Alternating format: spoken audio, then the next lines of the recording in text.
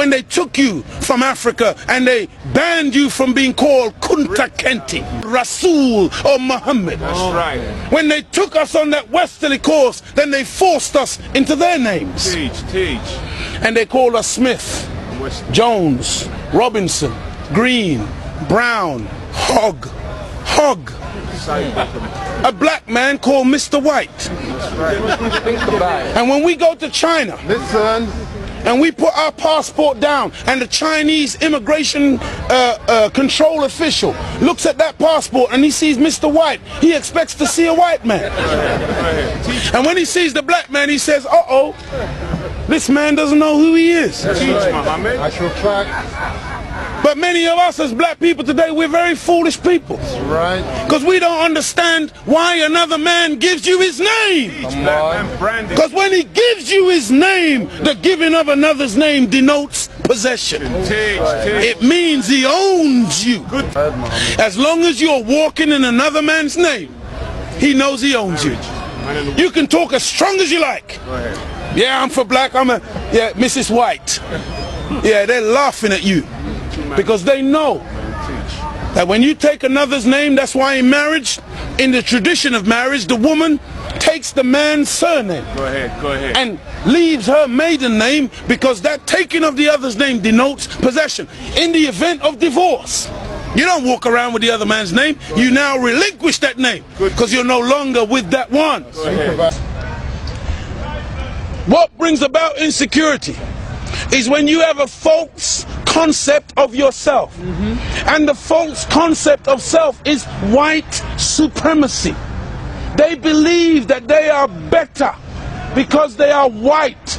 And as a result, see, when a man has that kind of silly mentality, Hitler had the silly mentality that the white man, the Aryan, is superior. So then at the Olympics, Jesse Owens kicks up all the Aryans.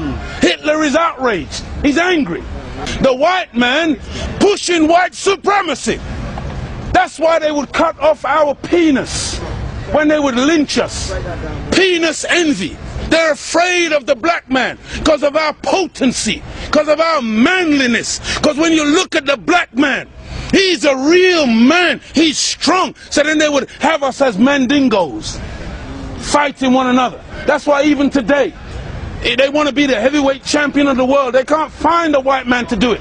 So they tried to turn a black man, Frank Bruno, into a white man. They called him the Great White Hope. They're desperate. We're not allowed to play golf. Why are we not allowed to play golf? Because we are inferior. We can't play the game. But let one black man into golf. Then all of a sudden there's a tiger in the woods. And he doesn't just play golf, he becomes the master. We're not allowed to play tennis. Let black people into tennis. We go straight to Wimbledon and win it in 1935. A black woman. Now Venus and Serena, they run out of opponents. They have to play each other. The white people cannot compete on an even playing field. They let us into athletics. You can't run like us. You let us into any field of endeavor, we dominate it. So they feel, and they become very afraid of anything that goes contrary. And so every time a black man stands up for black people, Martin Luther King, shot down.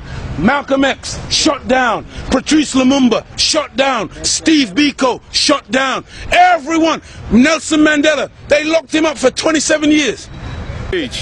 We can count back 400 years of the most brutal treatment. Look, they took my name, my language, my culture. They killed my mother, my father, denied me religion, disallowed me to read or write for over 300 years.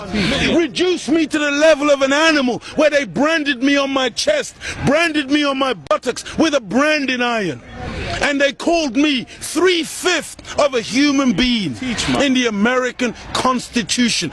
Is that the act of a human being or the act of a devil? It's for you, you answer it. we're just calling white people names. No! We're just going on the basis of what we have experienced. Black people were taught to hate ourselves. That's right. Even to this day, many of my people suffer from self-hatred. Teach, Muhammad. And you will see us trying to change our skin color. Teach, Muhammad. When I was born in the 50s, in Jamaica, they would take, you know, like my nose, the mothers would sometimes take the nose and try to squash it, to hate self, that they felt that the baby was ugly if it had thick lips and broad nose and black skin. And so this is in order to counterbalance that degree of self-hatred, there had to be a teaching given by Elijah to black people that would allow us to fall in love once again with ourselves. See, because look, I know you're a wise man, and so you must understand that I'm a baby in wisdom, but I'm not a fool. And he's saying here today that the Caucasian is in fact the oldest group on the planet. I beg to differ. Look, one of the most famous anthropologists is Professor Leakey. And when Professor Leakey went in search of the origin of human beings and human species, he didn't stop very long in Europe. He went to Africa. And the oldest bones and the oldest human beings to this day that you call Zinjanthropus, using the Latin meaning Zin and Xanthropus, meaning a black man, that oldest man, they say, is millions of years old. You went back and found one even older than that. You called her Lucy, a black woman. Go ahead. And every sensible historian, anthropologist today agrees that the black man is the father of human beings. Even your geneticist, Mr. Mendel. Go ahead. You have Mendel's law. Go ahead. Mendel says that light eyes are recessive, light skin is recessive. You can take the recessive, the dark skin is dominant, the dark eyes are dominant. You can take the recessive from the dominant, but you can't get the dominant from the recessive. This is Mendel's law. And so all of your scientists have proved that you can't look. Black is not even a color. That's right. Black is the mother and father of all colors. And if you want a baby, even if the woman is a white woman, the baby has to come out of the triple darkness of her womb. And this is the origin of all life. Within the black, you have the whole color spectrum. But in white, two white people laying down together, they can only produce white. But two black people in darkest Africa can lay down together and produce albino with blonde hair and blue eyes. That's right. Teach, Muhammad. This happens all the time. And so we need to really get these facts correct today and understand that as gray as your hair is, you are listening to your father today. Teach, Muhammad. This is daddy talking. Teach. And we mustn't turn. No, this is true. I'm not mocking. The white man, he came into what he called a new world. Teach, Muhammad. And so all of a sudden you started to name things. Teach, Muhammad. So that's why you called it America. Based on, what was his name? Amerigo Vespucci, a Caucasian. Africa. That's why you called it Africa. Based on the European explorer called Africanus. You went into America, you called it New York. That's right. Because it was new to you. New England. You call it New England. That's right. You call it New Zealand. You call it Newfoundland. Because it was new to you. But to us, we were already there. That's why we're called Aboriginals. From Ab, meaning abstracted from the Father. Muhammad. From God himself. Original, meaning the first. But you won't find Caucasian people calling themselves Aboriginal anywhere on the planet. Because you're the new man, Paul Newman. From one blood came all human beings, but we produced you from us. Look at this. Even the word human, you've heard the term of a darker hue. Human, meaning a dark man. Human, a man of color. That's why the topsoil of the earth is called humus. It is the dark organic material that gives life to the earth.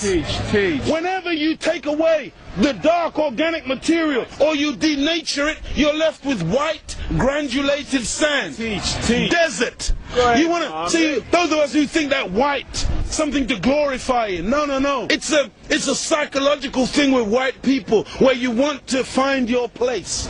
And your scientists and your historians, they spend so much time asking the question, where do we come from? Because they are puzzled as to your origin. Look at the Chinese, look at the Asians, look at the black people. All of us got dark eyes. All of us got black hair. The only one on the planet who's got ginger hair, blonde hair, brown hair, grey hair, brunette. You are the one that's gone around the world making everything based on color. You were the one who went into Australia. You were the one who went into South Africa. You were the one who went into Asia and classified people and things based on color. So that's why this man, Yaqub, he wasn't a madman. He wasn't a mad scientist. He was a good scientist. And the Caucasian person is a person who is anti-nature. That's why when the sun comes out, I'm energized. Me and the sun, we got a relationship. I love the sun. I don't need no sunscreen. I don't get cancer from the sun. Me and the sun have got a good relationship. I love it and it loves me. But white people, you got to put sunblock on. You got to hide from the sun, because now you might get a little melanoma. Part of me on you, that means you're dead.